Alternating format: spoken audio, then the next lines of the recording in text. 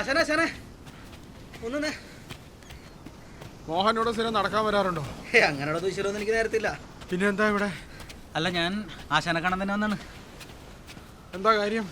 ആശാനെ പണച്ചാക്ക് നേടണ്ട കേട്ടിട്ടുണ്ടെങ്കിൽ ഞാൻ അങ്ങനെ ആളെന്ന് കണ്ടെന്ന് മാത്രമല്ല, ആശാന്റെ വീട് സ്ഥലം ഞാൻ കച്ചവടമാക്കിയിട്ട് വരുന്നത്.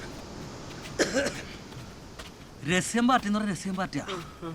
ഇനി എഴുത്തൂത്ത് എന്ന് നടത്താന്ന് മാത്രം ആശാൻ പറഞ്ഞാൽ മതി. ബാക്കിയെല്ലാം കറണ്ട് പോലെ ടക്കിനെന്ന് നടത്തും. എന്റെ വീട് സ്ഥലം കൊടുക്കാൻ പോകുന്നത് നിന്നോട് ആരാ പറഞ്ഞേ? പുഷ്പരാജൻ. ആശാനെ വരുമോൻ, അല്ലാതെ ആര് പറയാൻ? പുഷ്പരാജൻ. നീ അല്ലാതെ അവന്റെ വാക്കും കേട്ട് ഇറങ്ങുമോ? നീ നോക്കിക്കോ, നിന്നെയും കൂടെ അവൻ തൂക്കി വിറ്റുകളെ. അമ്മാതിരി മോലാവൻ. ഞാൻ പറഞ്ഞത് ആശാന്റെ മോക്ക് കൊടുക്കാന്ന് പറഞ്ഞാൽ 4.5 സെന്റും വീടൂല്ലേ പനവിള മുക്കിലുള്ളത്. അതാണ്, അല്ലാതെ ആശാൻ താമസിക്കുന്ന വീട് സ്ഥലം കൊടുക്കണമെന്നല്ല ഞാൻ പറഞ്ഞത്. നീ കേട്ടാ അത് കൊടുക്കാൻ പോണെന്ന് ഞാൻ പറഞ്ഞത്? ഇല്ല, ഞാൻ കേട്ടില്ല. പക്ഷെ പുഷ്പരാൻ പറഞ്ഞാൽ നിങ്ങൾ തമ്മിൽ എന്തൊക്കെയോ ഒരു ധാരണയിൽ എത്തിയെന്നാണ് പറഞ്ഞത്. അല്ല, എന്തായാലും ആശാൻ മൂത്തം കൊടുക്കാനുള്ളതല്ല.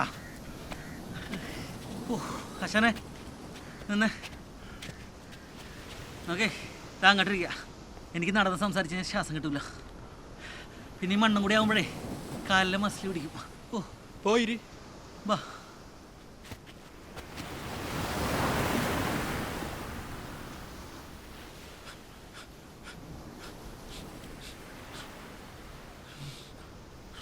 ആശാനി തിരുവാതിര നിർത്താമോ? കാര്യം പറവന്നു.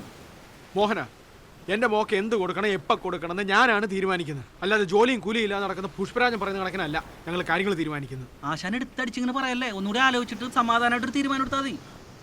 ഞാനതൊരു എന്തെങ്കിലുമൊക്കെ പറഞ്ഞാൽ ആ പാർട്ടിനെ പിടിച്ചെടുത്തിക്കോളാം. ഇതിലിപ്പോൾ ആലോചിക്കാനും തീരുമാനിക്കാനൊന്നുമില്ല. നീ ആ പുഷ്പരാജന്റെ കാര്യം പറഞ്ഞ എന്റെ പിറകെ വരരുത്. നീ ചെല്ല്. എല്ലാം ശരിയാന്ന് ഒരുമാതിരി കരപ്പനടിച്ച് തോർത്തു പോലെയല്ല.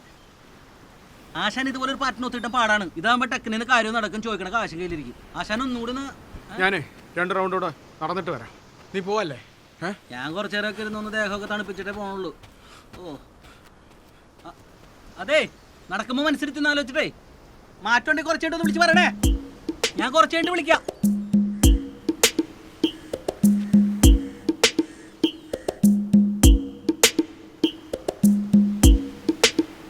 ഹലോ, ബോറൻ സാറല്ലേ? റൂബൻ സാറല്ലേ? ഞാനാ മോനാ. മോഹനാണ്. അത് നമ്മൾ നേരത്തെ ഒരു സ്ഥലത്തിന്റെ കാര്യം സംസാരിച്ചിട്ടുണ്ടായില്ലേ? ഓണർ അത്യാവശ്യമായിട്ടൊന്ന് കോയമ്പത്തൂർ വരെ പോയേക്കണേ. വന്ന ടക്കനെ നമുക്ക് നീക്കമൊക്കെ ഉണ്ടാക്കാം. ശരി സാറേ, ഓക്കെ.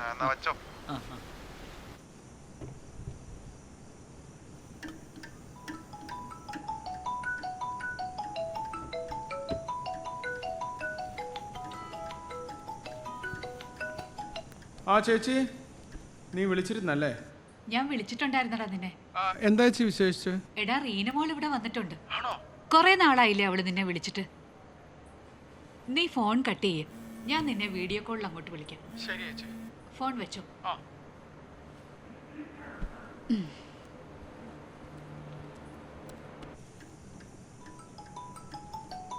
ഇതാ മോളെ, അച്ഛനാ.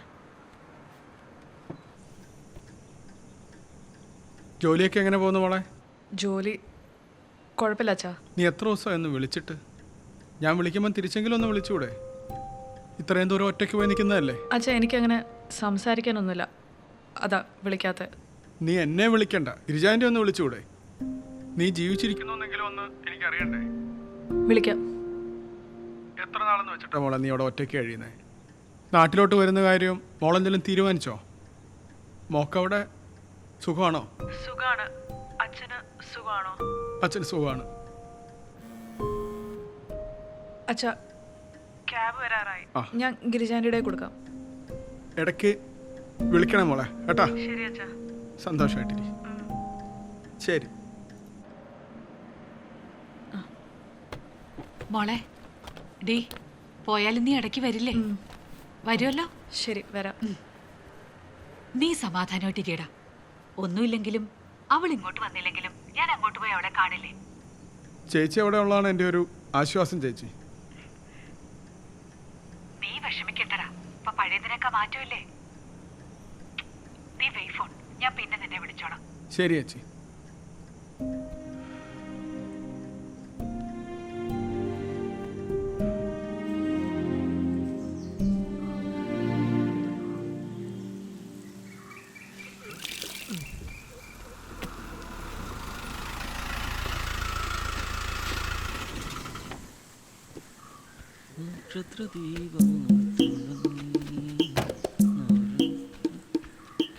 ആശാനെ എവിടെ പോയി കിടക്കായിരുന്നു തന്നെ രാമാനുജ?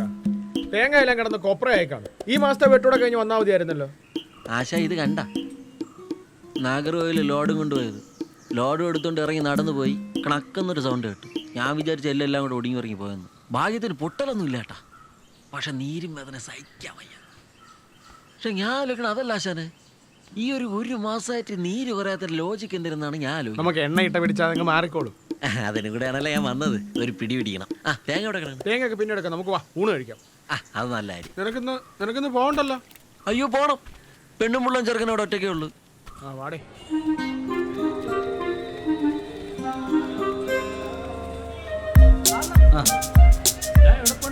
എവിടം വരെ പുഷ്പരായ എന്തായി പുഷ്പരായ സംഭവം നടക്കൂല. ആശ മാങ്ങി കണ്ടിക്കെടുക്കണില്ല. സംസാരിച്ച് നാക്കിന് ടേഫറം വലിഞ്ഞു തോന്നണം. എന്നിട്ട് കിളവൻ എന്താ പറയണത്? എന്ത് പറയാൻ, ഈ വീട് സ്ഥലം വെക്കാൻ പുള്ളിക്ക് ഒരു ഉദ്ദേശമില്ല, അത്ര തന്നെ. നാശം. ഞാൻ ഒരു കാര്യം പറയാം, ഇപ്പൊ വന്ന പാർട്ടിനെ പിന്നെ കിട്ടണമെന്നില്ല. എന്തെങ്കിലും ടക്കിനെ ഇതാ കാര്യം നടക്കും. അയാൾ മഴ പറഞ്ഞുണ്ടാക്കിയ സ്ഥലമല്ലേ, കെട്ടിപ്പിടിച്ചിരിക്കട്ടെ. കിളവൻ കളരിയായി പോയി. അല്ലെങ്കിൽ കൂമ്പിനിട്ടുണ്ട് കുത്തും കൊടുത്ത് പണ്ട ഞാൻ ആ സ്ഥലം എഴുതി വാങ്ങിയേനെ. അങ്ങനെ അക്രമത്തിനായിട്ട് പിടിക്കും പോണ്ട പുഷ്പരാജ്. നമുക്ക് സമാധാനത്തിന്റെ വാദം മതി. നീ ആശാനോട് സംസാരിച്ചു നോക്കി, ആവശ്യം നിന്റെ അല്ലേ. ഇടത് കിട്ടിയിട്ടുണ്ട് നിനക്ക് ആ കടക്ക് അഡ്വാൻസ് കൊടുക്കാൻ. ഇതാ പോസ്റ്റ് കണ്ട, അതിനോട് പറഞ്ഞാൽ പിന്നെയും കേൾക്കും. എന്നാൽ ഇയാൾ കേൾക്കൂല, പന്നയാണ് പന്ന. നിങ്ങളെ അമ്മായച്ചനും മരുമോനും അല്ലേ? മായച്ചൻ എങ്ങനെങ്കിലും പിടിച്ച് കുപ്പിയിലാക്കട പുഷ്പരാജ, കാര്യം നടക്കണ്ടേ? ഓ ദേ വരുന്നു, ഇതൊന്ന് കുടിച്ചോട്ട്. എന്തായാലും പാർട്ടിയെ വിടണ്ട, ഞാൻ എന്തായാലും ചെയ്യാൻ പറ്റുമെന്ന് നോക്കട്ടെ. ആയിക്കോട്ടെ. അണ്ണാ അതെ ക്ലാസ് പറ്റില്ലായിരിക്കും. എനിക്ക് മാത്രമല്ലടി, നിന്നെ കൂടെ കൂട്ടാനാണ് ഞാൻ ഉണ്ടാക്കുന്നത്. കുറെ നാളായില്ലേ ഞാൻ നിന്റെ അടുത്ത് പറയണു സ്ഥലത്തിന്റെ കാര്യം നിന്റെ തന്തയുടെ അടുത്ത് പറയാൻ. ഇതുവരെ പറഞ്ഞില്ല അല്ലടി. എന്തടി നിന്റെ വായിൽ പഴം തിരികെ വെച്ചേക്കണം. എന്റെ വസ്തു കണ്ടിട്ടാണ് കല്യാണം കഴിച്ചത്. നിങ്ങൾക്ക് സ്വന്തമായിട്ട് ഉണ്ടാക്കാനുള്ള കഴിവില്ലേ? തന്നെടി ഞാൻ കഴിവട്ടം തന്നെടി. കഴിവ് നീ കാണാൻ കിടക്കുന്നതല്ലോടി. കഴിവില്ലാത്തവന്റെ കൂടെ എന്തിനാടി നീ ഇറങ്ങി വന്നത്? സ്ഥലത്തിന്റെ കാര്യം നിന്റെ തന്നടുത്ത് പറയൂ നീ? പറയൂന്ന് എന്തടി മിണ്ടാത്ത്? വാ തുറന്ന് പറയടി, പറയടി വാ തുറന്ന്. തന്റെ മൂടും കൂടി പറഞ്ഞ് കത്തിക്കാൻ തുടങ്ങിയിട്ട് കുറെ നാളായി. മനുഷ്യന്റെ ക്ഷമയ്ക്കൊക്കെ ഒരു അതിരുണ്ട് കേട്ടേ. കള്ളക്കരച്ചില് നിന്റെ തന്തയ്ക്ക്